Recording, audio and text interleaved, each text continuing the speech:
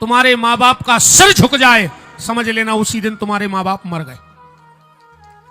काम ऐसा करना कि जब तुम्हारा नाम आवे तो तुम्हारे पिता का सीना चौड़ा हो जावे कि मैं फला बेटे का बाप हूं।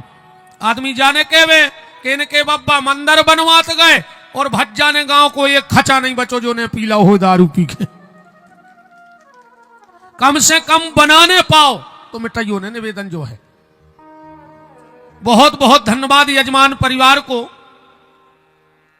और विशेषकर धर्मेंद्र को। हमें लोगों ने बताया कि महाराज ये बहुत बड़े आसामी नहीं हैं, और हमें तो बड़ा ताज्जुब हुआ जब वहां बताया। धर्मेंद्र ने खुद बताया, बोले महाराज हम तो बेलदारी करत हैं, मिस्त्री हैं, मकान चुनत हैं। हमने कहा वाह यार। और बोले एक नहीं, ये शायद दूसरी कथा है ना, एक और पहले करवा दी। वास्तव में मैं धर्मेंद्र को शुभ आशीर्वाद देता हूं, और देख लेना 1 साल के भीतर देख लेना तुम्हें जीवन में वो बदलाव मिलेगा, वो बदलाव तुम्हारे बारे न्यारे हो जाएंगे। एक संत का आशीर्वाद है मंच से, बिल्कुल आशीर्वाद है तुम्हारे लिए। खूब ऐसे ही तुम्हारा धर्म बढ़े, पर मैं कह के जा रहा हूं कि अब तुम्हारा धन भी बढ़ेगा। धर्म तो बढ़ गया, अब धन बढ़ेगा, क्योंकि जहां धर्म है वहां धन है। बहुत बड़ी बात है, बहुत बड़ी बात है कि बहुत जमीन जायदाद हो, बहुत बड़ी नौकरी हो, खूब पैसा आ रहा हो, तो आदमी खूब धर्म करता है। पर जो व्यक्ति को 1 करोड़ रुपए दान करके फल मिलता है, वो सच्चे निष्ठावान को 1 रुपए में भी 1 करोड़ का फल परमात्मा देता है। बहुत बहुत हृदय से साधुवाद है, धन्यवाद है। खूब ऐसे ही धर्म के रास्ते पे भी बढ़ो, पर जिंदगी में कभी धर्म को मत छोड़ना, तो धन की कमी जिंदगी में कभी नहीं आएगी। एक बार जोरदार तालियां। धन का यही उपयोग है, धन का यही उपयोग है कि धर्म में लग जाए। एक व्यक्ति का परिश्रम, एक व्यक्ति की श्रद्धा, एक व्यक्ति की लगन, आज ना जाने इस व्यास गद्दी से कौन सी बात इन 7 दिन में निकली होगी, और किसका परिवार सुधर जाए, किसी का बेटा सुधर जाए, किसी की बहू सुधर जाए, किसी की पत्नी सुधर जाए, तो इसका श्रेय तो इसको जाना है कि नहीं जाना है। और वास्तव में हमने भी पूछो, क्या ये तो हनुमान जी की कृपा कहनी चाहिए ना, हमने ये पूछा कि जगह कहां है, कितनी जगह है, तुम करते क्या हो, तुम्हारी प्रॉपर्टी कितनी है, क्या तुम हमारी व्यवस्था बना पाओगे बैठने की, क्या हमारे रुकने की व्यवस्था बना पाओगे। रोलें दे कछु नंजा रोन दो। आदमी पैसा खो रो रहा हो, कोनो मर गौ सो रो रहा हो, कोनो इज्जत खो रो रहा हो, कोनो अपमान खो रो रहा हो, और जो भगवान खो रो रहा हो, रोबो तो वही को सार्थक है। रोना उसी का सार्थक है जो ईश्वर के लिए रो रहा है। ऐसे ही दोनों भाई खूब प्रेम से रहना। सबसे बड़ी संपत्ति है भाई भाई का प्रेम। घर में अगर प्रेम है तो टूटी झुपड़िया में भी सुख है, और अगर परिवार में प्रेम नहीं है तो तुम तो महलों में रह रहे हो, कोई मतलब नहीं है। दोनों भाइयों को, मीनू को और धर्मेंद्र जी को खूब आशीर्वाद है। उनके सभी सहयोगियों को हृदय से धन्यवाद। जितने भी लोगों ने सहयोग किया उन सबको हृदय की अनंत गहराइयों से धन्यवाद। बहुत बहुत साधुवाद, धन्यवाद साईं मैरिज गार्डन वाले कुशवाहा जी, महेंद्र जी को, मोहन जी को। बड़ी सुंदर व्यवस्था उन्होंने की और पूरा परिवार सेवा में लगा रहा। पप्पू भाई, श्री अशोक साहू जी सरपंच महोदय, दीपू चौहान जी उप सरपंच जी, महेंद्र सिंह जी कुशवाहा, साईं मैरिज गार्डन,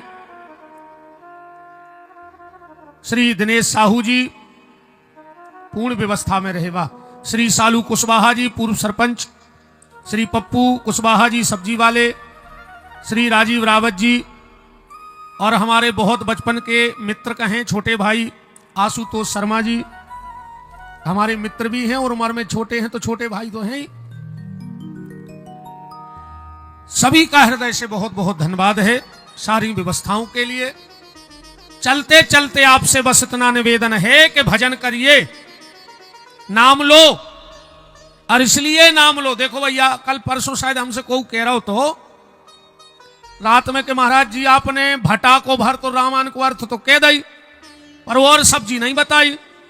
हमने कहा बात भी सही है यार, ज्यादातर तो कुशवाहा जी हरे बैठे हैं। कहा भाई दादा सूरज गए आज, कह रहा है आज सूरज गए कट जात घंटा, आज हम ज्यादा कछु न कहे। बेबी कह रहा है कि बिद गए थे महाराज छायरी ने दाव है हम तुम्हारी। वास्तव में तो देखो अपन तई से कथा प्रारंभ करिए अब, क्योंकि एक बात और बहुत अच्छी बताएं, शायद आप लोगों ने कभी सुनी हो ना सुनी हो। कुशवाहा समाज के कितने लोग बैठे, जरा हाथ तो उठाओ। वाह। तुलसी कृत रामायण, ध्यान से सुना, तुलसी कृत रामायण के रचयिता कौन है? को है रचयिता? तुलसीदास जी है। तो तुमरों ने कथा सुनी ने कहा कब? तुलसीदास जी रचयिता नहीं है, ने उन्हें लिखी आए, ने उन्हें बनाई आए। फिर किसने बनाई? रामायण पढ़ लेना, आप पढ़ते होंगे कि रच महेश निज मानस राखा, शंकर जी ने बनाई। अच्छा, रामायण के पहले वक्ता को है तुलसी कृत के? भगवान शंकर।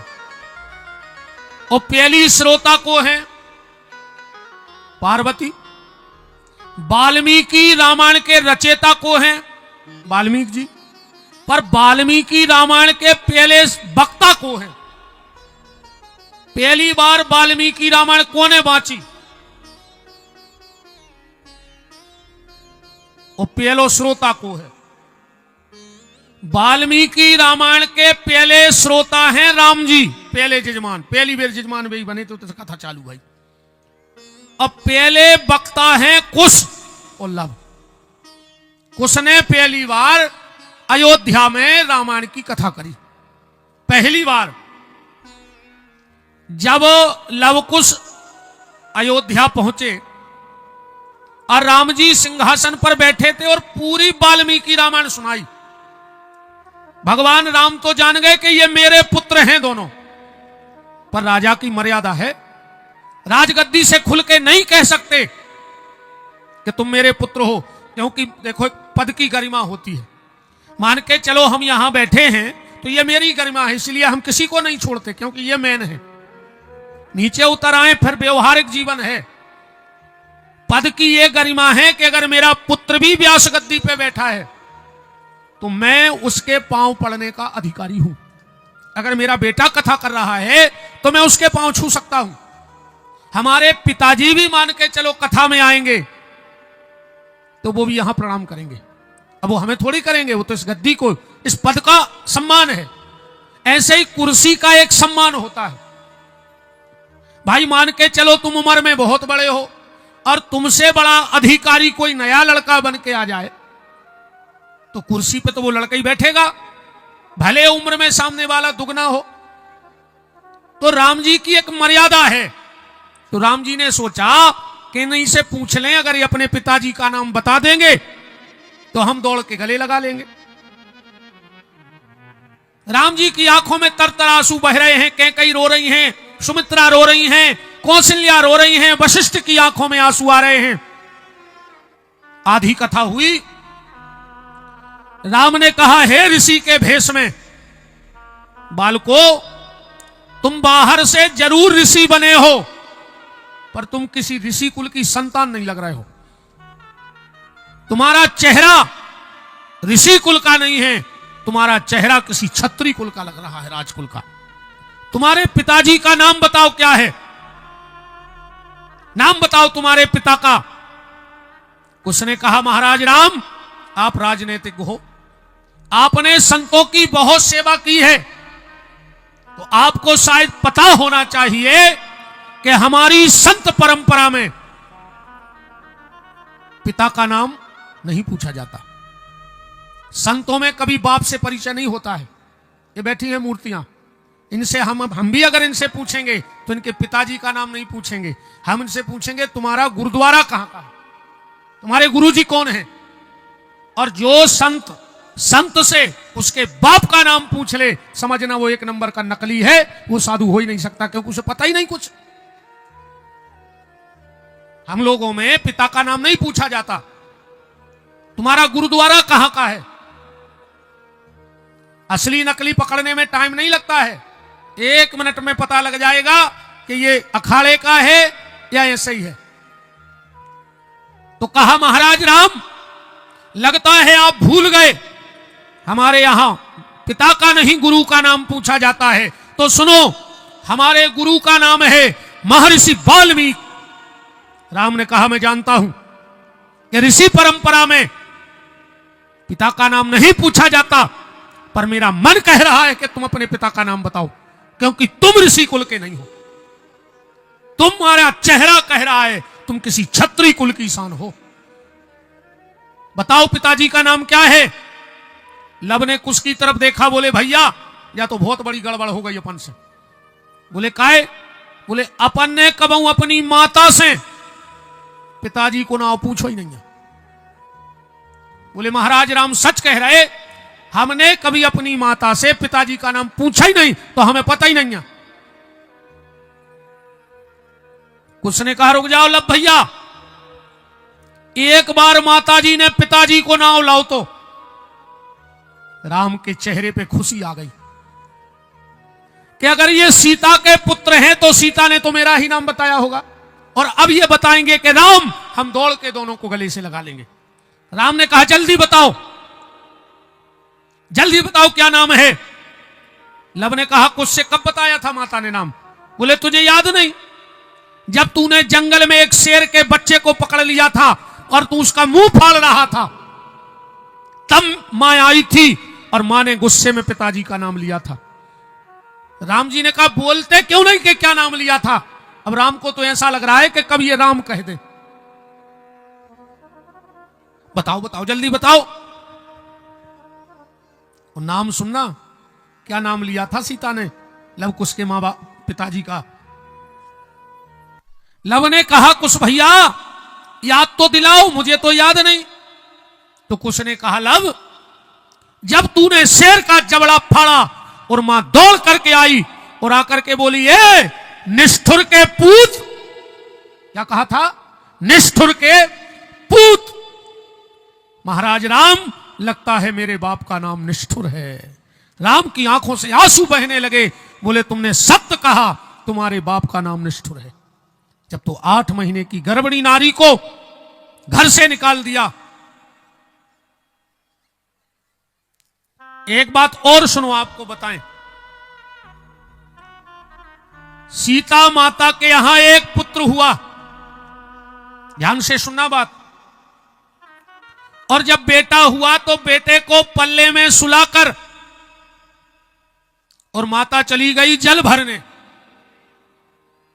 बेटे को पल्ले में सुलाया और माता चली गई जल भरने।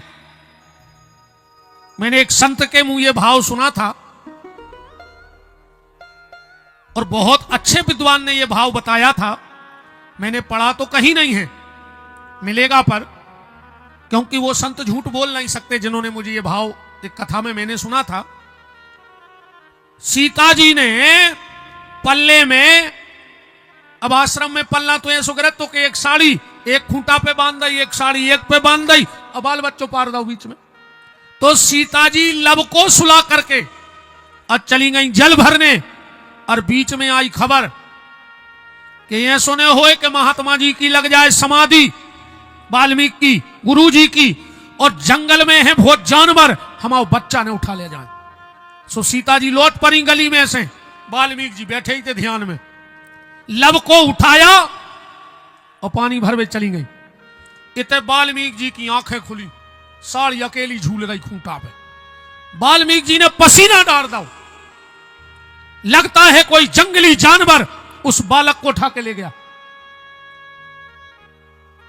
अब सीता आएगी तो मैं क्या जवाब दूंगा। वो कहेगी गुरुदेव मेरा पुत्र कहां है। वाल्मीकि जी ने अपनी आसन में से कुशा निकाला और कुशा निकाल करके अपने जीवन की पूरी तपस्या लगाकर, और जैसे ही वो कुशा उस झोली में फेंका साड़ी की, और एक बालक बन गया और उसी का नाम कुश पड़ गया। जब सीता जी लौट के आई तो बालक साथ में लिए हैं। वाल्मीकि ने कहा, सीता तुम तो छोड़ के गई थी बेटी। बोले, गुरुजी बीच में खबर आई आपकी समाधि लग जाए, ऐसे हम ले गए थे। और बोले, हमने डर से पूरी जिंदगी की तपस्या से एक बालक और बना दो। माता सीता ने कहा, ये मेरी तपस्या या आपकी तपस्या? अब इन दोनों बच्चों की मां मैं ही कहलाऊंगी, ये मेरे ही पुत्र रहेंगे दोनों। बोलो वृंदावन बिहारी लाल की। तो निवेदन जो है कि भजन करत रहियो। और आज की कथा अब हमें बगीचा और कछुआरे से उठाऊने हैं। अब चलो चल गया अपन। सब्जी क्या भाई? सब्जी पटेल समाज बेचता है सब्जी। सब्जी पर हम चर्चा कर रहे हैं इते की सब्जी की। इते जितने पंडाल में बैठे हैं, हम में जी है, इन औरों में भी जी है, इनमें भी जी है, तुम औरों में भी जी है, इनमें भी जी है। आओ भैया, हमारे सागर जिले के पूर्व सांसद महोदय दादा श्री लक्ष्मी नारायण यादव जी और उनके सुपुत्र हमारे बहुत स्नेही भैया श्री सुधीर यादव जी उपस्थित हैं। उनका बहुत बहुत मान है। बोलो वृंदावन बिहारी लाल की।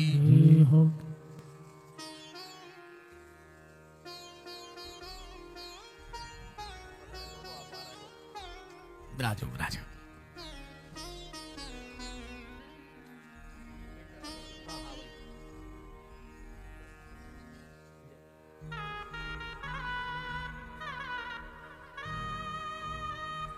विराजो विराजो।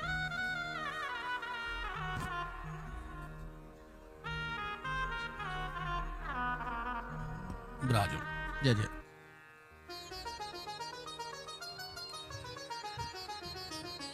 तो बात चल रही है सब्जी। हम में भी जी है, इनमें भी जी है, तुमोरों में भी जी है। मारो तो को है नहीं आते, सब में जी है तो अपन को हो गए सब जी। हमारे भाई साहब जो कुशवाहा जी आ रहे हैं जजमान, तो चर्चा सब्जी की हो गए। अपन सब्जी है कि नहीं? बात अलग है कि कोनो भरमा कैसे भटा रे गाओ, कोनो बरभान घाई फूल रहो, कोनो लौकी घाई लंबो, कोनो कुमड़ा घाई गोल मटोल, कोनो भिंडी घाई है तो सब्जी कि नहीं है? अब एक बात बताना, सब्जी में कुछ ना हो तो सब्जी बन जाएगी। तेल ना हो, मिर्चा ना हो, धनिया ना हो, गरम मसाला ना हो, प्याज लहसुन ना हो तो सब्जी बन जाएगी। अरे कच्छू ने मिले भरत बना ले, नून मिला के खा ले। पर अगर कहूं नमक ने हो तो सब्जी ने बन। सब्जी में क्या जरूरी है? नमक। अब नमक को संतों की भाषा में राम रस बोलते हैं। तो संसार की सब्जी में या कछुआरे की सब्जी में नमक जरूरी है कि नहीं है? पर पंडाल में जो सब्जी बैठी है ये में राम रस जरूरी है। अगर ये में राम रस न गिरे है तो इस सब्जी को स्वाद कबू बन नहीं सकता। चलो आलू भरत ले, राम रस मिला ले, और कहूं एक मिर्च और मिल जाए, वो को का नाव है हरी मिर्च का नाव हो को क्या देखो मजा आ जाए। तुम्हारों ने बहुत बेची हुई है हरी मिर्च, पर तो दिमाग ने अब आओ वो बात पे।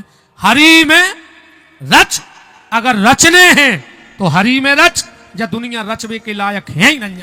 ये दुनिया को रंग अपन पे नहीं चढ़ पाए, हरी में रच। और दूसरी है लाल में रच। दूसरी कौन होते? लाल में रच। और खिमलासा में तो एक आध लाल नैया, 51 लाल हैं जे में रच पाओ सो रच जाइयो हनुमान जी की सेवा में। उसका नाम है लाल में रच। और जब रच जया हो तो फिर एक मसालो और होते जीरे।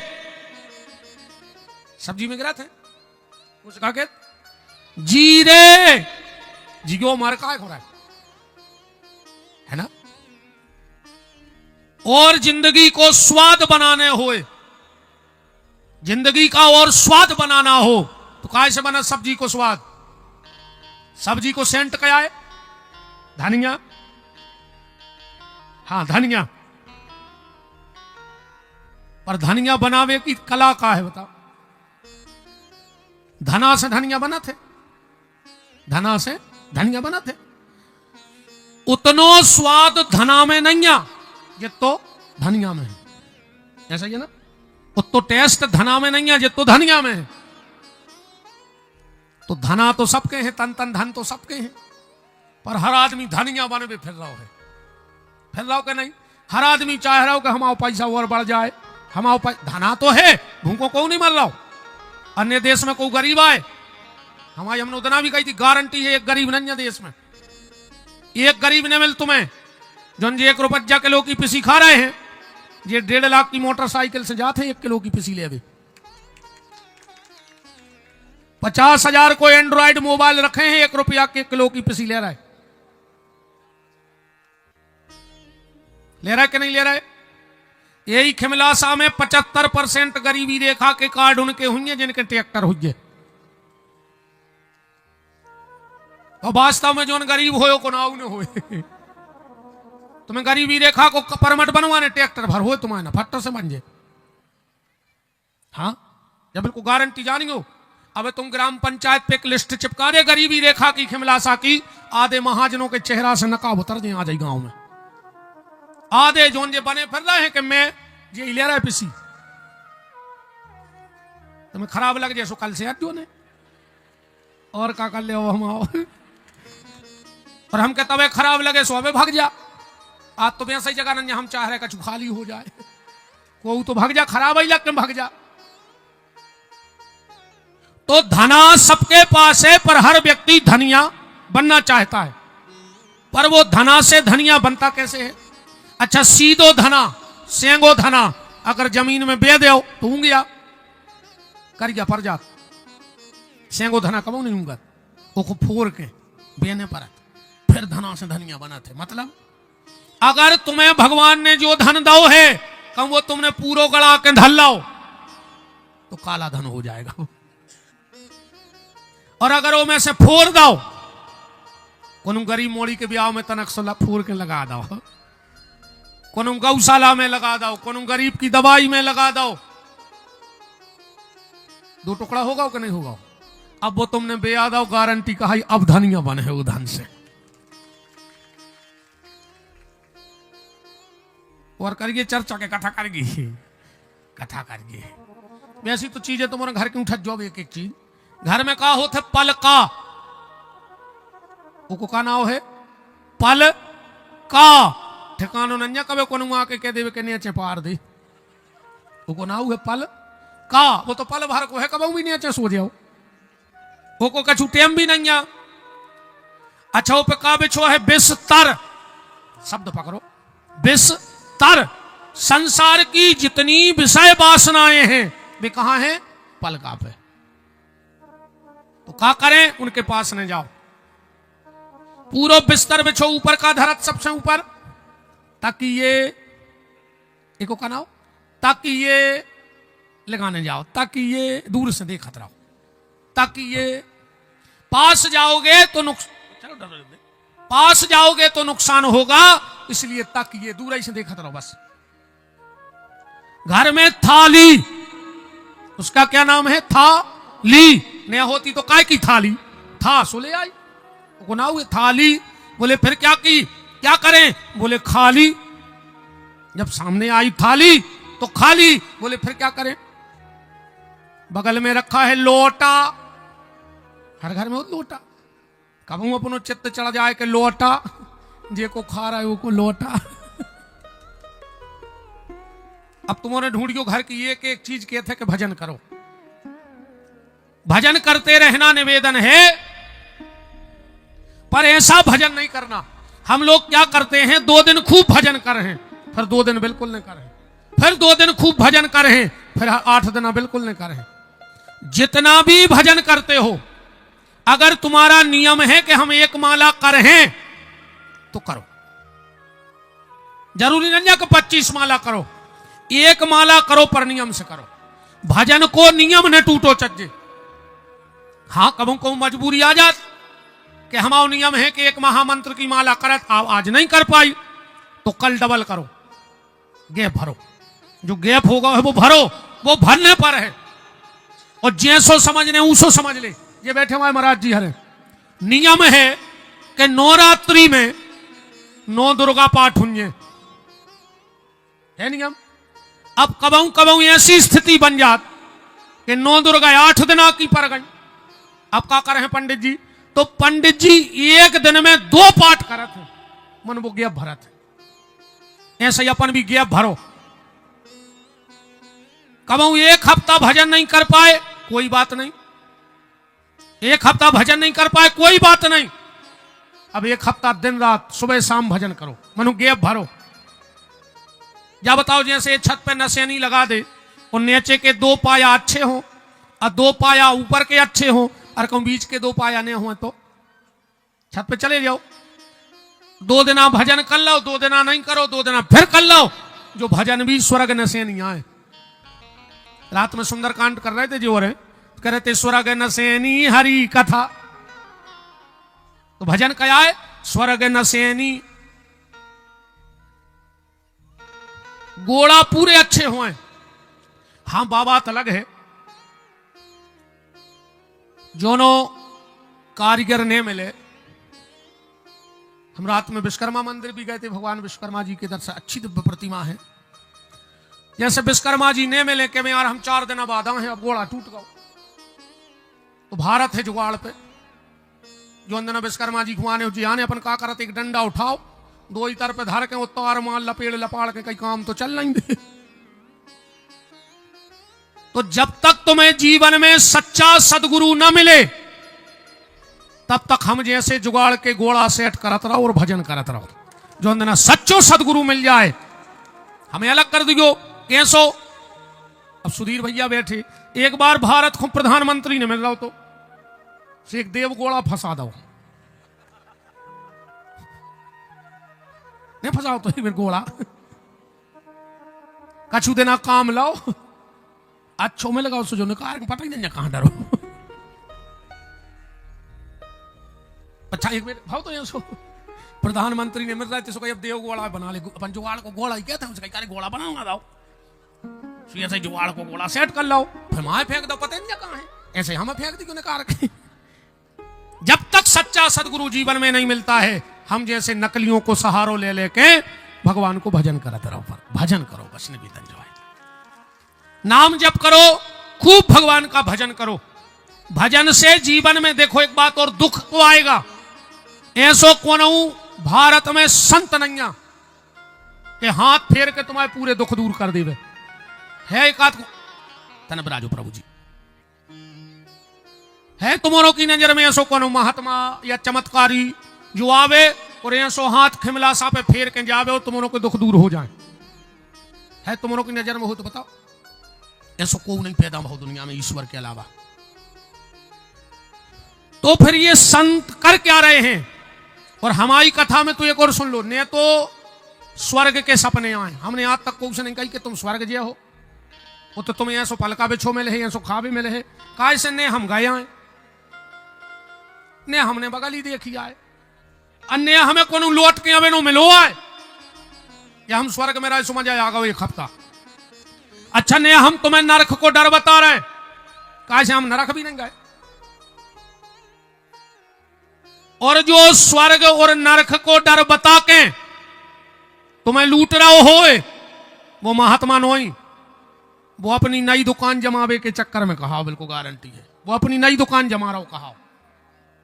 इसलिए ना तो हम तुम्हें स्वर्ग के सपने दिखाएंगे और ना दुख नरक का दुख बताएंगे।